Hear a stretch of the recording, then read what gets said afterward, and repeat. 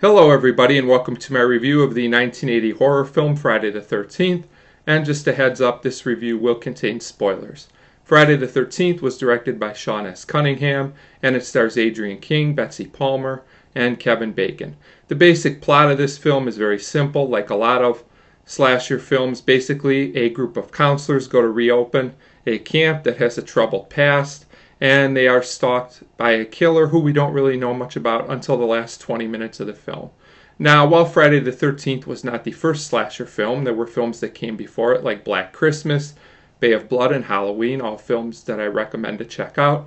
This is definitely one of the more memorable and influential slashers, and I think that's basically because of the last 20 minutes or so of the film, but the film has some other virtues, which I'll get into here in a minute. The film also spawned many sequels of varying quality, in my opinion. Some of the sequels are actually pretty good, and a couple of them are pretty bad in my opinion. They definitely vary in quality.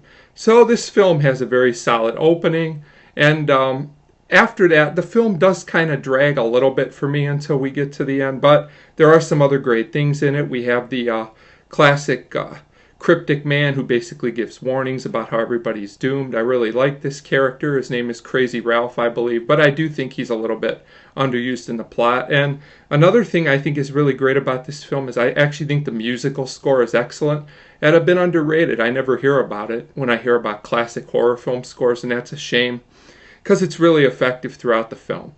Now, as I mentioned, this film, I do have a few issues with it. Number one is we get a lot of cliche characters. We get the prankster who does a lot of joking. We get the couple who just wants to make out. We really don't learn anything more about these characters, which means we don't care as much about them when things happen to them.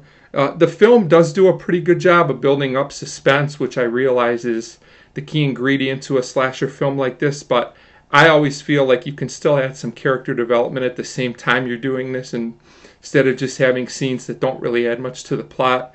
For example, there's a scene with a snake in this movie, and I don't know what it's supposed to do. It really adds nothing to the film. It could actually be taken out of the film and you wouldn't miss anything. There's a few other scenes like this that just kind of seem to be there. There's really only probably about an hour of plot in this film, and the film runs 95 minutes, which isn't that long, but it still felt a little long in a few places to me. But there are some well done slasher scenes, even if they take a while really to get going, and they're not overdone. They're effective without being overly gory. They do just enough to get the impact that they need to have. So I thought that was very good. So basically I feel like this is an average horror film until the last 20 to 25 minutes of this movie, when I think it becomes an excellent slasher film. It almost feels like a different film. It feels like the direction, the cinematography, everything pick up. At least they waited till the end of the film to do this, which is supposed to be the most memorable part. So that really works.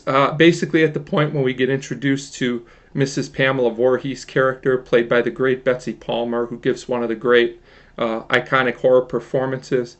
We basically find out her motivations for doing the things she does, and they actually make sense, even though it comes a little bit out of nowhere. The plot points don't feel contrived. They really work, and they make sense. They're not overdone, and we get a lot of good scenes with her. But I really think the very best scene in this film probably comes towards the very end, where our surviving character is basically pulled into the water by Jason, who comes right out of the water, out of his watery grave, I guess you could say. Now, you could say this scene is kind of contrived and kind of cliche, but you have to remember in 1980, this kind of scene, where the killer jumps out of the water, a scene to set up sequels, that kind of stuff basically hadn't been done a lot yet, and because it's done so well, it's actually filmed very well, and it actually even has a strange kind of power to it. I'll actually give it a pass because it hadn't been done 1,000 times yet. So overall, I feel like Friday the 13th is definitely a somewhat flawed horror film, but I feel that the strengths outweigh the weaknesses, and I feel like if you are a horror film lover, it's a film you have to see at least once. So I'm going to give Friday the 13th a 3.5 out of 5. Definitely a classic horror films for lovers of horror. I feel that it is a must-see. So 3.5 out of 5 for Friday the 13th, and as always, thank you very much for watching.